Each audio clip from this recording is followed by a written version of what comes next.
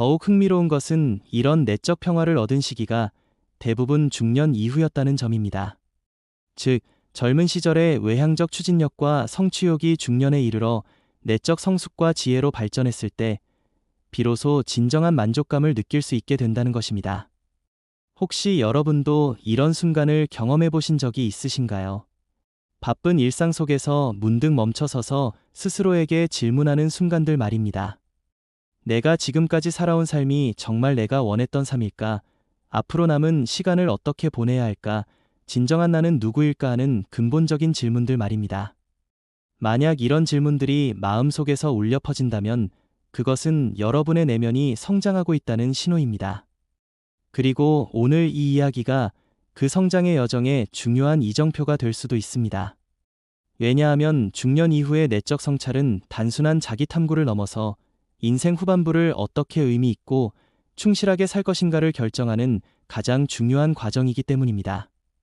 젊은 시절에는 외부 세계에 집중하며 살았습니다. 좋은 대학에 가야 하고 좋은 직장에 취직해야 하며 성공해야 한다는 외적 목표들이 삶을 이끌어갔습니다. 그런 목표들을 향해 달려가느라 정작 자신이 무엇을 원하는지, 무엇이 진정으로 소중한지에 대해서는 깊이 생각할 시간이 없었습니다. 하지만 중년에 접어들면서 상황이 달라집니다. 어느 정도 사회적 성취를 이루고 나면 이제 무엇을 해야 할지 모호해집니다. 더 이상 외부에서 주어지는 명확한 목표가 없어지고 스스로 인생의 방향을 설정해야 하는 시기가 옵니다.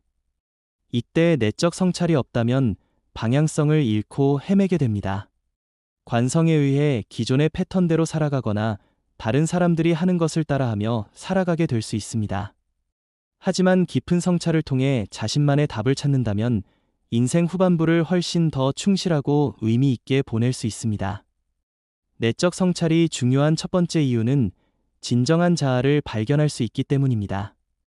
젊은 시절에는 사회적 기대나 타인의 시선에 맞춰 자신을 맞춰가느라 진짜 자신이 누구인지 알기 어려웠습니다. 하지만 중년에 이르러서는 그런 외적 압박에서 어느 정도 자유로워질 수 있습니다. 이때 내면을 깊이 들여다보면 그동안 숨어있던 진정한 관심사나 가치관, 꿈들을 발견할 수 있습니다. 어린 시절에 좋아했지만 현실적 이유로 포기했던 것들, 마음 한구석에 계속 남아있던 소망들이 다시 떠오를 수 있습니다. 두 번째 이유는 인생의 우선순위를 재정립할 수 있기 때문입니다. 젊은 시절에는 모든 것이 다 중요해 보였고 성공을 위해서는 무엇이든 희생할 수 있다고 생각했습니다. 하지만 경험이 쌓이면서 무엇이 정말 중요하고 무엇이 그렇지 않은지 구별할 수 있는 안목이 생깁니다. 내적 성찰을 통해 이런 가치 체계를 명확히 정리하면 앞으로의 선택들을 더 현명하게 할 수 있습니다. 더 이상 남들의 기준이 아닌 자신만의 기준으로 살아갈 수 있게 됩니다. 세 번째 이유는 과거를 정리하고 미래를 준비할 수 있기 때문입니다. 중년기에는 자연스럽게 지나온 삶을 돌아보게 됩니다. 이때 단순히 후회나 아쉬움에만 머무르지 않고 건설적인 성찰을 통해 과거의 경험들에서 지혜를 얻을 수 있습니다. 실패했던 경험에서는 교훈을 얻고 성공했던 경험에서는 자신감을 얻으며 힘들었던 시간들에서는 내적 강인함을 발견할 수 있습니다. 이런 과정을 통해 과거를 정리하고 받아들이면 미래를 향해 더 가벼운 마음으로 나아갈 수 있습니다. 네 번째 이유는 내적 평화를 얻을 수 있기 때문입니다. 젊은 시절의 치열함과 경쟁의식, 성취욕은 동력이 되기도 하지만 때로는 스트레스와 불안의 원인이 되기도 합니다. 하지만 내적 성찰을 통해 자신을 이해하고 받아들이게 되면 그런 불안과 스트레스에서 벗어날 수 있습니다. 더 이상 다른 사람과 비교하지 않게 되고 외부의 평가에 일희일비하지 않게 됩니다. 자신만의 페이스로 자신만의 길을 걸어갈 수 있는 내적 안정감을 얻게 됩니다. 다섯 번째 이유는 지혜를 얻을 수 있기 때문입니다. 내적 성찰은 단순히 감정적인 정리가 아니라 인생에 대한 깊은 통찰을 가져다 줍니다. 인간관계의 본질, 행복의 의미, 성공의 진정한 가치 등에 대한 성숙한 이해를 얻을 수 있습니다.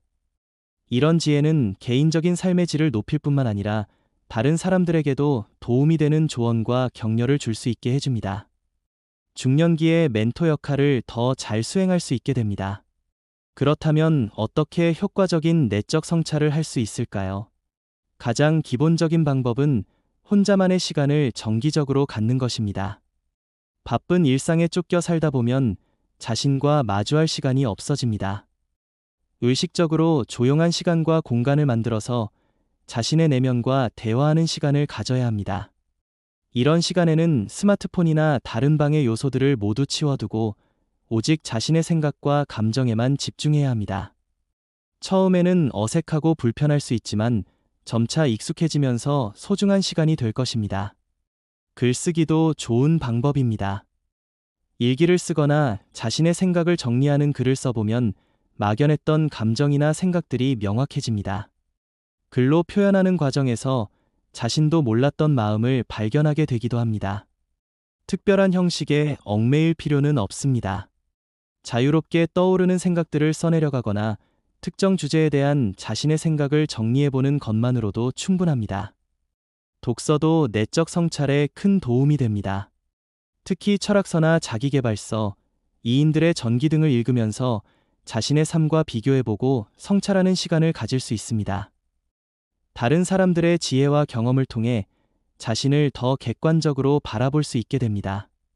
명상이나 마음챙김 연습도 효과적입니다. 정식으로 명상을 배우지 않더라도 조용한 곳에서 호흡에 집중하거나 자신의 감정과 생각을 관찰하는 시간을 갖는 것만으로도 도움이 됩니다. 자연과 함께하는 시간도 성찰에 도움이 됩니다. 산책하거나 등산하면서 또는 공원에서 시간을 보내면서 자연의 흐름을 느끼다 보면 자연스럽게 마음이 평화로워지고 깊은 생각에 잠길 수 있습니다. 신뢰할 수 있는 사람과의 깊은 대화도 성찰에 좋은 방법입니다. 가족이나 오랜 친구 또는 전문 상담사와 자신의 고민이나 생각을 나누면서 새로운 관점을 얻을 수 있습니다. 다른 사람의 시각에서 보는 자신의 모습을 발견할 수도 있습니다. 예술 활동도 도움이 됩니다. 그림을 그리거나 음악을 듣거나 연주하면서 또는 시를 쓰면서 자신의 내면을 표현하다 보면 숨어있던 감정이나 생각들이 드러날 수 있습니다. 여행도 좋은 성찰의 기회가 됩니다. 일상에서 벗어나 새로운 환경에서 시간을 보내다 보면 평소에는 보이지 않았던 자신의 모습을 발견할 수 있습니다.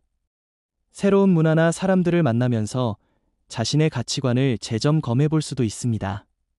내적 성찰을 할 때 중요한 것은 자신에게 솔직해지는 것입니다. 보기 좋게 포장하거나 합리화하지 말고 있는 그대로의 자신을 인정하고 받아들여야 합니다. 부족한 점이나 실수도 있는 그대로 인정할 때 비로소 진정한 성찰이 가능해집니다. 또한 판단하지 말고 관찰하는 자세가 필요합니다. 자신의 생각이나 감정을 좋고 나쁨으로 평가하기보다는 단순히 있는 그대로 받아들이고 이해하려고 노력해야 합니다. 인내심도 필요합니다. 내적 성찰은 하루아침에 이뤄지는 것이 아닙니다. 꾸준히 지속해야 하고 때로는 어렵고 힘든 과정을 거쳐야 할 수도 있습니다. 하지만 그 과정을 통해 얻게 되는 자기 이해와 내적 평화는 그 어떤 것과도 바꿀 수 없는 소중한 자산이 됩니다. 성찰의 결과를 실생활에 적용하는 것도 중요합니다. 단순히 생각으로만 끝나지 않고 깨달은 것들을 바탕으로 실제 행동의 변화를 만들어가야 합니다. 작은 변화라도 꾸준히 실천해 나가는 것이 중요합니다. 내적 성찰을 통해 우리는 더 진정성 있는 삶을 살 수 있게 됩니다. 더 이상 남의 눈치를 보거나 사회적 기대에만 맞춰 살지 않고 자신만의 가치와 신념을 바탕으로 살아갈 수 있게 됩니다. 또한 더 깊은 인간관계를 맺을 수 있게 됩니다. 자신을 진정으로 이해할 때 다른 사람도 더 깊이 이해할 수 있게 되고 더 의미 있는 관계를 만들어갈 수 있습니다. 무엇보다 내적 평화와 만족감을 얻을 수 있습니다. 외부의 상황이나 평가에 좌우되지 않는 내적 안정감을 가질 수 있게 되고 진정한 행복이 무엇인지 알게 됩니다. 중년 이후의 삶에서 내적 성찰은 선택이 아닌 필수입니다. 그것은 자기 자신에게 주는 가장 소중한 선물이며 남은 인생을 어떻게 살 것인가를 결정하는 가장 중요한 과정입니다. 오늘부터라도 자신과의 대화 시간을 만들어 보시기 바랍니다. 바쁜 일상 속에서도 잠깐이라도 멈춰서서 내적 성찰의 여정에서 우리가 마주하게 되는 또 다른 중요한 측면은 바로 용서와 화해입니다. 중년에 이르러 과거를 돌아보면 후회스러운 선택들, 상처받은 기억들, 그리고 남에게 상처를 준 순간들이 떠오르게 됩니다. 이런 기억들과 어떻게 화해하느냐가 내적 평화를 얻는데 결정적인 역할을 합니다. 먼저 자기 자신에 대한 용서가 필요합니다. 젊은 시절에 미숙했던 판단이나 실수들을 지금의 기준으로 너무 가혹하게 평가하지 말아야 합니다. 그때는 그때 나름대로 최선이라고 생각했던 선택이었고, 그런 경험들이 모여서 지금의 성숙한 자신을 만들어낸 것입니다. 완벽하지 않았던 과거의 자신을 받아들이고 이해할 때, 비로소 현재의 자신도 온전히 사랑할 수 있게 됩니다. 자기 비난과 죄책감에서 벗어나 건설적인 자기 성찰로 나아갈 수 있습니다. 타인에 대한 용서도 중요합니다. 오랜 세월 마음속에 품고 있던 원망이나 분노는 결국 자신을 괴롭히는 독이 됩니다. 상대방을 위해서가 아니라 자신의 평화를 위해서라도 용서하는 마음을 가져야 합니다. 물론 용서가 쉬운 일은 아닙니다. 때로는 오랜 시간이 걸릴 수도 있고 전문가의 도움이 필요할 수도 있습니다. 하지만 용서를 통해 얻게 되는 내적 자유는 그 어떤 노력보다도 값진 결과를 가져다 줍니다. 내적 성찰의 과정에서 우리는 또한 죽음에 대한 인식과 마주하게 됩니다. 중년기는 인생의 유한성을 실감하기 시작하는 시기입니다. 이는 두렵고 우울한 일일 수도 있지만 동시에 삶을 더욱 소중히 여기게 만드는 계기가 되기도 합니다. 죽음에 대한 성찰은 우리에게 무엇이 진정으로 중요한지 깨닫게 해줍니다. 사소한 것들에 매달리지 않게 되고 정말 의미 있는 일들에 집중할 수 있게 됩니다. 또한 하루하루를 더욱 충실하게 살려는 동기를 제공합니다. 영성에 대한 탐구도 중년기 내적 성찰의 중요한 부분입니다. 이는 반드시 종교적인 의미만을 뜻하는 것이 아닙니다. 인생의 의미, 우주 속에서의 자신의 위치, 초월적 가치에 대한 관심 등을 모두 포함합니다. 이런 영적 탐구를 통해 우리는 물질적 성공을 넘어선 더 깊은 만족감을 찾을 수 있습니다. 자신이 더 큰 전체의 일부라는 감각을 얻게 되고 삶에 대한 경외감과 감사함을 느낄 수 있게 됩니다. 내적 성찰은 또한 창조성의 발현으로 이어질 수 있습니다. 자신의 내면을 깊이 탐구하다 보면 그동안 숨겨져 있던 창조적 잠재력을 발견하게 될 수 있습니다. 젊은 시절에는 현실적 필요에 매여 억눌러 두었던 예술적 감성이나 창작 욕구가 다시 살아날 수 있습니다. 그림을 그리거나 글을 쓰거나 음악을 만들거나 새로운 아이디어를 구상하는 등의 창조적 활동은 내적 성찰을 더욱 풍요롭게 만들어줍니다. 자신의 내면을 표현하는 과정에서 더 깊은 자기 이해에 도달할 수 있습니다. 소외감이나 외로움과의 화해도 중년기 성찰의 중요한 과제입니다. 현대 사회에서는 많은 중년층이 다양한 형태의 고립감을 경험합니다. 자녀들이 독립하면서 찾아오는 빈둥지 증후군, 직장에서의 소외감, 친구들과의 소원해진 관계 등이 그 예입니다. 하지만 내적 성찰을 통해 이런 외로움을 건설적으로 활용할 수 있습니다. 혼자만의 시간을 두려워하지 않고 오히려 자신과 깊이 만날 수 있는 소중한 기회로 받아들일 수 있게 됩니다.